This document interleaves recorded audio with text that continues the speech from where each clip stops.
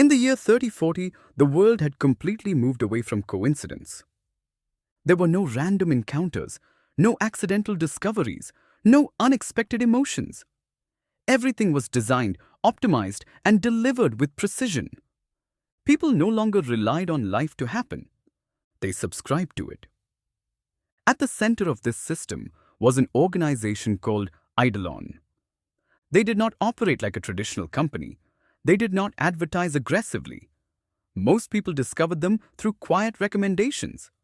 Their message was simple. We design experiences that align with who you truly are. Rahul did not subscribe immediately. At 41, he had learned to be cautious of anything that promised meaning. His life was stable. He had work, he had a routine, he had a place to live. But there was a constant emptiness that he could not define. He was not unhappy, but he was not fulfilled either. Days passed without any strong feeling attached to them. He existed more than he lived. He heard about Eidolon from someone at work. The explanation was simple.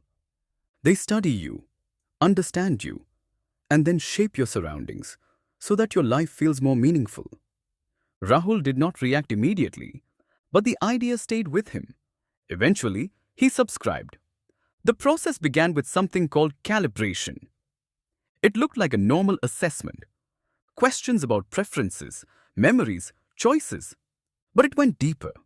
It tracked how long he took to answer. It observed his eye movement.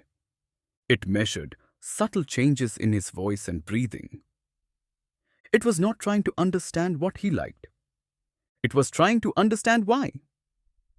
The calibration lasted 3 days. At the end, he received a message.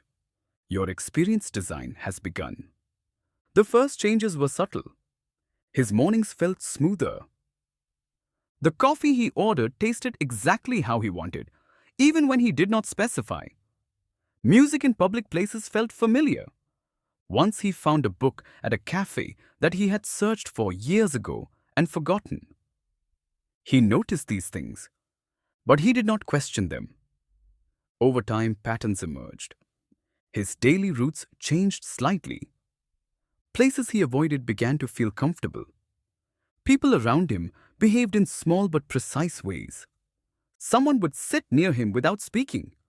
Someone would say something that matched a thought he had not expressed. Nothing felt forced. Everything felt natural. Weeks passed. One evening, Rahul found himself walking toward a part of the city he did not usually visit. He did not remember deciding to go there. His path simply shifted. He reached a park. It was quiet, almost empty. He walked inside. At first, nothing happened. Then he noticed something. Flowers. They were not there before, but now they were forming slowly. Colors appeared first, then shapes, then full blooms. They looked real, but they were not entirely physical. They were projections, highly advanced visual constructs integrated with the environment.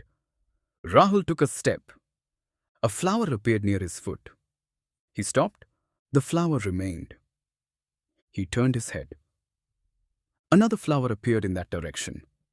The system was responding to him. He moved again. More flowers appeared.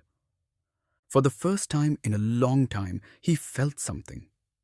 A quiet sense of presence. He stayed there longer than expected, watching, moving slowly, observing how the environment responded. He returned the next day, and the day after. The park became part of his routine. Each visit was slightly different. The flowers changed, the timing changed. The responses became more precise. The system was learning.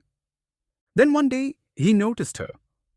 She was sitting on a bench, reading, silent, detached from everything around her. Rahul noticed her because nothing reacted to her presence. The flowers did not change around her. The system did not seem to acknowledge her.